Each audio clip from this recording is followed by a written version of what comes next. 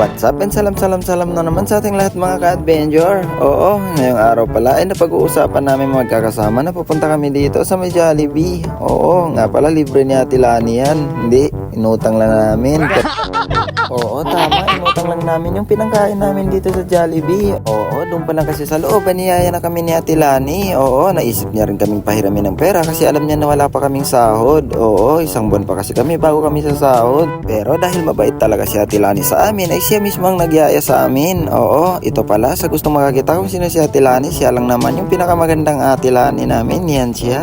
Siya nagtatanong kung bakit ko siya tinatawag ng ate. Siyempre naman ay siya rin yung pinakamas matanda sa amin lahat. Oo, di lang halata sa kanya kasi parang baby face lang talaga. Medyo may edad na rin kasi siya. Oo, tama, may edad na rin siya at may dalawang anak na rin. Fast forward na rin natin ay dito, nandito na kami, malapit na kami dito sa Jollibee. Oo, tatawid na lang kami dito sa Uni Oil. Oo, sa nagtatanong kung bakit naka-blue kaming lahat ay nagtatrabaho pala kami. Oo, pumapasok kami dito sa Parañaque, na-assign lang kami dito sa Parañaque pero di naman talaga kami dito nakastay. Oo, ang club talaga namin ay doon sa Libis. Nandito lang kami ngayon sa SNR Parañaque dahil kailangan talaga nila ng support.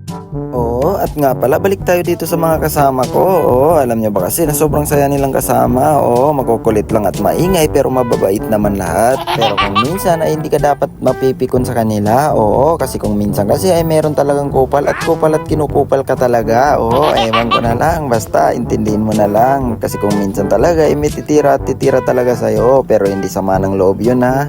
Oo, titirahin ka lang as a joke. Oo, biro lang naman lahat. Kasi kung mabilis ka lang mapikon, ay di ka talaga pasok sa standard nila. Oo, kung mapapansin nyo nga dito, lahat sila pumipindot.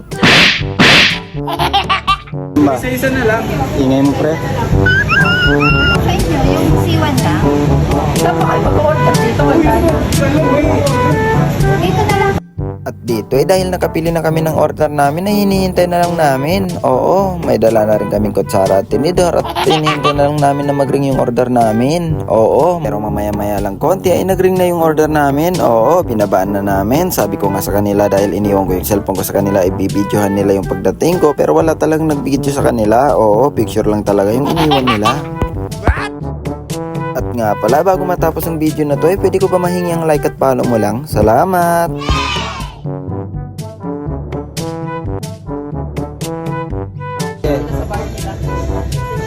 Nga.